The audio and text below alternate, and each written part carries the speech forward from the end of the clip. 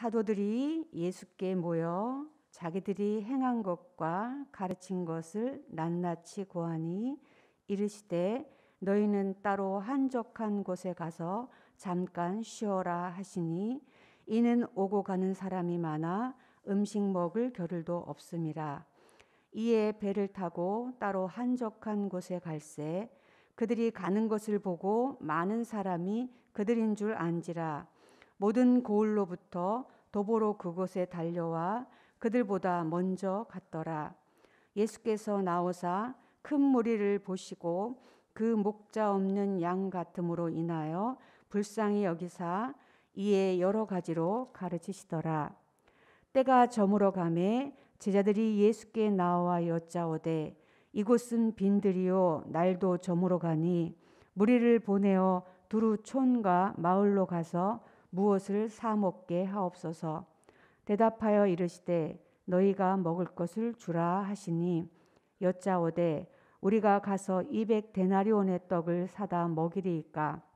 이르시되 너희에게 떡 몇 개나 있는지 가서 보라 하시니 알아보고 이르되 떡 5개와 물고기 2마리가 있더이다 하거늘 제자들에게 명하사 그 모든 사람으로 때를 지어 푸른 잔디 위에 앉게 하시니 때로 100명씩 또는 50명씩 앉은지라. 예수께서 떡 5개와 물고기 2마리를 가지사 하늘을 우러러 축사하시고 떡을 떼어 제자들에게 주어 사람들에게 나누어 주게 하시고 또 물고기 2마리도 모든 사람에게 나누심에 다 배불리 먹고 남은 떡 조각과 물고기를 12바구니에 차게 두었으며 떡을 먹은 남자는 5,000명이었더라. 예수께서 즉시 제자들을 재촉하사 자기가 무리를 보내는 동안에 배 타고 앞서 건너편 벳세다로 가게 하시고 무리를 작별하신 후에 기도하러 산으로 가시니라. 저물매 배는 바다 가운데 있고 예수께서는 홀로 무태 계시다가 바람이 거스림으로 제자들이 힘겹게 노젓는 것을 보시고 밤 사경쯤에 바다 위로 걸어서 그들에게 오사 지나가려고 하심에 제자들이 그가 바다 위로 걸어오심을 보고 유령인가 하여 소리 지르니 그들이 다 예수를 보고 놀람이라. 이에 예수께서 곧 그들에게 말씀하여 이르시되 안심하라 내니 두려워하지 말라 하시고 배에 올라 그들에게 가시니 바람이 그치는지라. 제자들이 마음에 심히 놀라니 이는 그들이 그 떡 떼시던 일을 깨닫지 못하고 도리어 그 마음이 둔하여졌음이로라. 건너가 게네사렛 땅에 이르러 대고 배에서 내리니 사람들이 곧 예수이신 줄 알고 그 온 지방으로 달려 돌아다니며 예수께서 어디 계시다는 말을 듣는 대로 병든 자를 침상째로 메고 나오니 아무데나 예수께서 들어가시는 지방이나 도시나 마을에서 병자를 시장에 두고 예수께 그의 옷가에라도 손을 대게 하시기를 간구하니 손을 대는 자는 다 성함을 얻으니라. 아멘. 마가복음의 큰 주제는 1장 1절에서 이미 선포되었습니다. 하나님의 아들 예수 그리스도의 복음이 드러났다는 것, 계시되었다는 것이 마가복음의 계시입니다. 6장에서 우리에게 보여주시는 예수는 누구신가? 예수가 하나님의 아들로서 어떤 역할을 지금 이 땅 가운데 하고 계신가를 저희들에게 보여주실 때 오늘 5,000명을 먹이신 사건을 저희가 함께 읽었습니다. 6장 34절을 보시면 예수께서 나오사 큰 무리를 보시고 그 목자 없는 양 같음으로 인하여 불쌍히 여기사 이에 여러 가지로 가르치시더라. 많은 무리들이 예수님이 병자를 고치신 일과 기적을 베푸신 일을 보고 예수님 앞에 나왔습니다. 그 많은 무리를 보고 예수님께서 말씀하시기를 목자가 없는 양떼 같다. 그래서 그 마음이 사랑하는 마음으로 불쌍히 여기셨던 것이 지금 34절의 표현인데 이 말씀을 읽으면 우리는 여호와는 나의 목자시니 내게 부족함이 없다는 이스라엘 백성들에게 목자는 한 분뿐이십니다. 여호와 하나님만이 참 목자이시고 그 하나님만이 우리를 온전케 하시는 하나님이신데, 이스라엘 백성들이 지금 유대인으로서 로마의 지배에 있을 때는 이들의 영적 목자는 제사장들이었고 서기관 바리새인들이었습니다.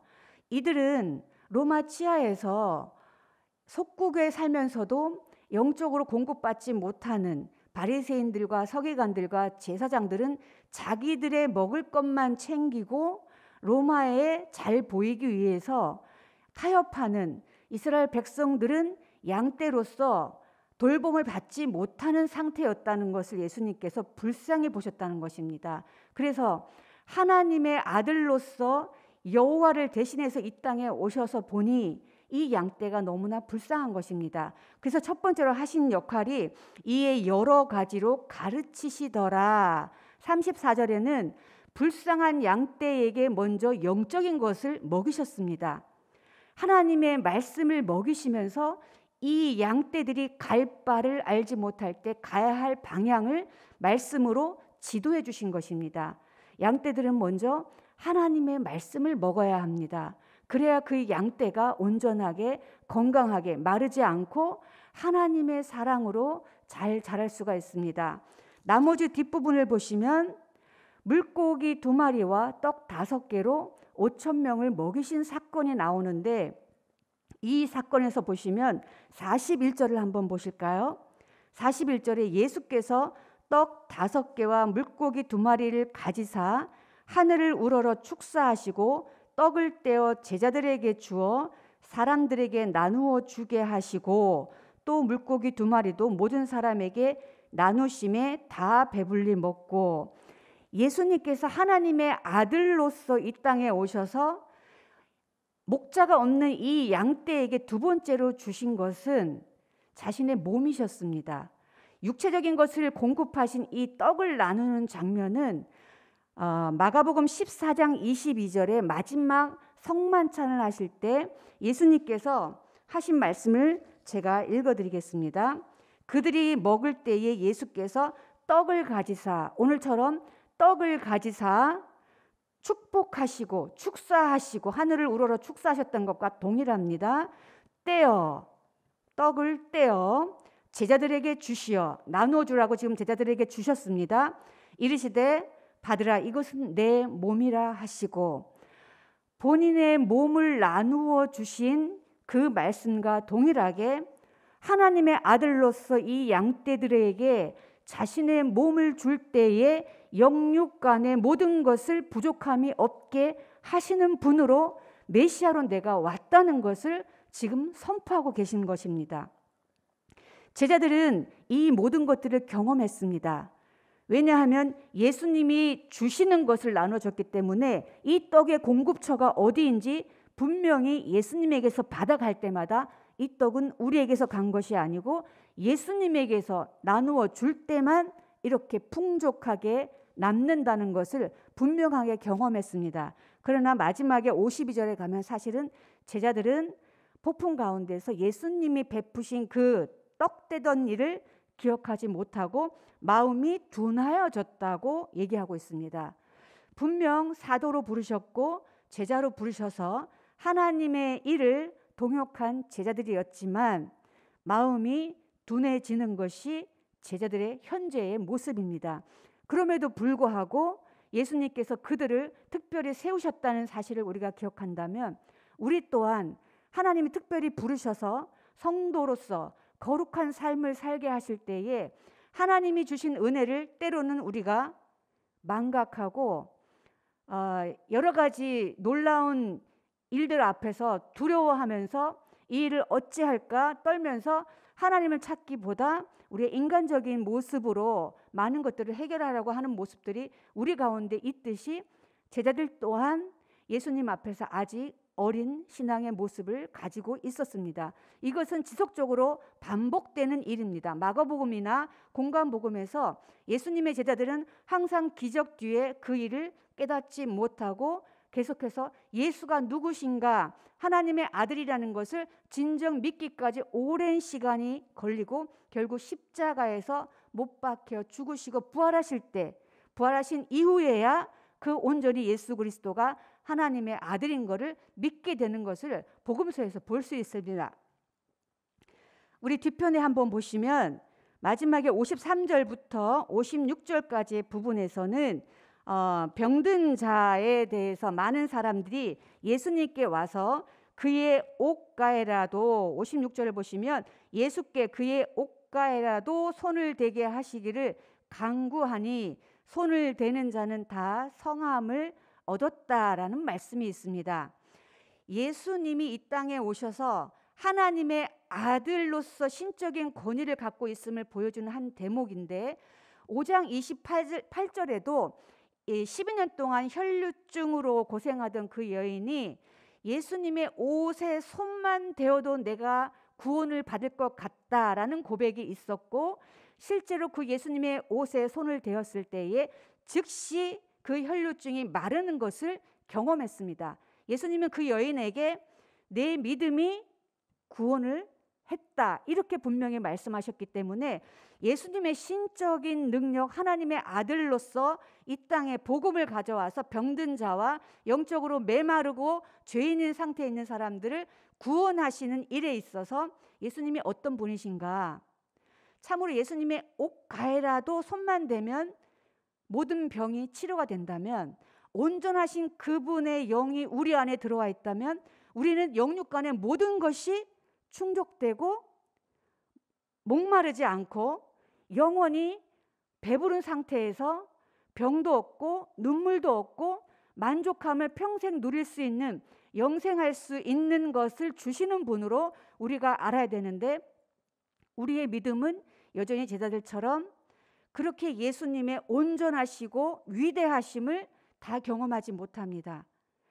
여러분이 예수님의 옷자락에 손만 대어도 내 인생의 모든 문제가 해결될 것 같다는 이 혈루증 여인과 또한 많은 사람들이 예수께 옷 대기를 간절히 바람으로 왔던 이 사람들처럼 정말 예수님 저에게 조금이라도 터치해 주시고 만져주시고 예수님의 제 마음과 몸을 만져주시면 하나님의 아들이기 때문에 우리의 모든 문제는 해결됩니다라는 그런 간절한 믿음으로 주님 앞에 손을 댄다면 주님은 그 손을 다 허락하십니다. 오늘 손대기를 간구하니 손을 대는 자는, 모든 사람이 간구했지만 손을 대는 자만 다 성함을 받았다고 했습니다. 믿음이 있는 사람만 하나님의 나라에서 영육간의 만족함과 배부름을 얻을 수 있는 것입니다. 하나님의 아들로서 이 땅에 오셨지만 그 하나님의 아들을 그냥 기적을 베푸는 사람으로만 그렇게 인식한다면 믿음이 없이 예수님 앞에서 그 영육간의 배부름을 우리는 맛볼 수가 없습니다. 기록된 성경의 이 문자가 우리의 마음속에 믿어지기를 축복합니다. 그래서 우리의 삶 가운데 영혼의 갈급함, 육의 갈급함, 이 모든 것들이 지금 하나님의 나라가 시작되어서 미흡하게 우리가 보이지만 완성되는 그 완전함과 위대함과 그 영광스러움이 이미 미래에서 현재 이 땅에 우리 가운데 왔기 때문에 그것을 소망하면서 살아가는 사람에게 하나님의 위대하심과 완전하심은 우리 삶 가운데 매일매일 맛볼 수 있다는 것이 오늘의 메시지입니다. 다 같이 기도하겠습니다. 하나님, 주님의 옷가에라도 손을 대면 우리가 다 성함을 받을 수 있고, 주님, 보리떡 5개와 물고기 2마리만이라도 하나님 앞에 축사하시고 떼어주시면, 주님으로부터 공급하시면 저희들은 다 배부를 수 있습니다.